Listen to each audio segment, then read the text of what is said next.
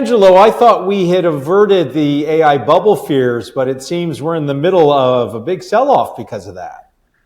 Yeah, I mean, listen, I think the narrative as far as the AI story is concerned definitely appears to be changing at this time. And, I think when we kind of look at the last couple of years, it was really, the market was really driven by the hyperscalers, which, essentially has unlimited amount of, capital to spend. And you're kind of migrating to this new phase now going into 2026 and 27 where it's not just the hyperscalers, it's kind of broadening out to more and more players. And some of those players don't necessarily have the financial power that these hyperscalers do. And there's going to be more reliance on some of these other players out there.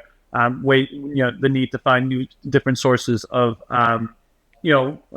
proceeds and what have you. So I do think that is kind of hitting and creating some uncertainties as far as this AI trade is concerned. So basically, is this a bubble and is it deflating? Because just yesterday I was listening to pontificators on CNBC saying, S&P 500, 7,000, they were really optimistic. So I think, I think it's interesting, right? So when you kind of think about, as we look ahead here and when we think about an AI bubble, there's really two things that can cause a bubble or pop a bubble. And there, one is valuation. And we actually don't think there's a valuation bubble for the biggest names out there in the market. When you think about the 7 biggest tech companies out there, thinking about Broadcom and not Tesla among kind of the big 7, on a net basis, you're talking about 22, 23 times on average on our 2027 estimates. That's a far cry from valuations that are unreasonable in nature. So we think they are reasonable. Where the concern is whether or not the growth expectations are reasonable, right? Will this spending continue here going into 2026 and 2027? Listen, when you think about what Nvidia Jensen just highlighted in terms of the backlog, the pipeline that they have, visibility over the next 12 months, I think, at least here over the next year or two, I think things look pretty good. You look at the hyperscalers that just reported here, the Microsofts, Alphabets of the world, and you look at the backlog and pipeline that they cited in terms of their cloud business, it looks extremely favorable in nature.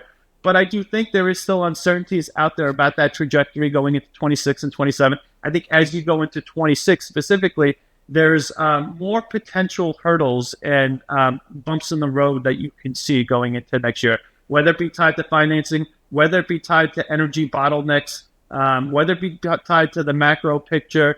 There are a lot more, I'd say, uncertainties that can unnerve the market here. So for the few hours, 12 hours after Nvidia reported, what were people missing? Because there was a lot of enthusiasm to drive things up. We opened up. I mean, the market was driving higher until about 11 a.m. this morning. So I don't know if they necessarily missed anything, but I think what ultimately happened here with Nvidia is, listen, results were great. The shares kind of reacted positively on the better than expected results.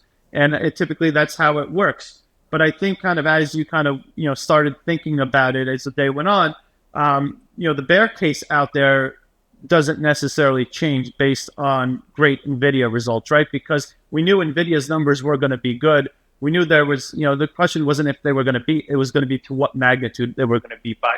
I think what actually is more important, what could potentially change the narrative again, or maybe steer the ship properly, is if you look at Oracle reporting in a couple of weeks. What does Oracle have to say? Because when you think about who's in the eye of the storm, right? It's the CoreWeaves, it's the Oracles of the world. It's not your tier A or your kind of your top hyperscalers. It's kind of that next level down, and that is kind of your Oracles of the world. And they've got they've had to raise financing recently. They've got the huge kind of OpenAI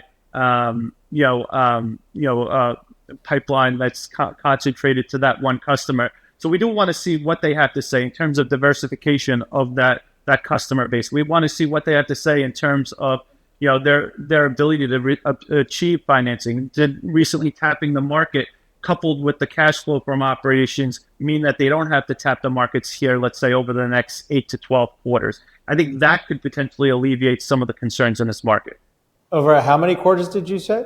let's call it over the next 2 to 3 years. I think, I think if you can change the narrative in terms of something along those lines, I think that helps, the AI story kind of, hit the right trajectory. And well, Bloomberg put out an article late this morning about one of the things investors are concerned about is what's the payoff? Right. So we're investing in a ton of billions and billions in AI. So what? Is that essentially what we're witnessing here? The payoff is definitely an important question out there. The time horizon to monetization, right? The depreciation question about GPUs for Nvidia and more importantly for their customers, all kind of goes into the equation in terms of monetization as well as on the cost side of things. Does it make sense, right? And I would say this: when you look at where most of the demand for AI has come from right now, it is definitely come on the consumer side. The demand on the consumer side has been absolutely enormous. Consumers are using it a lot more. You can look at any metric. There is definitely significantly more tokens generated from these AI workloads, and that's creating the need for more and more AI more AI servers. The question now is, well, listen, you're not generating that much revenue from those type of workloads. Where you need to see the adoption curve take off is on the enterprise side. And the hope clearly here is as we go into 26 and thereafter, we are going to see a greater kind of curve on the enterprise side. But we haven't necessarily seen it, or we have started to see it. It's just been fairly slow in nature. And I will say this: as far as technology transitions are concerned here over its history, typically consumers adopt new technology first, and then it kind of trickles down to the enterprise side. But the enterprise side is always slower to adopt it.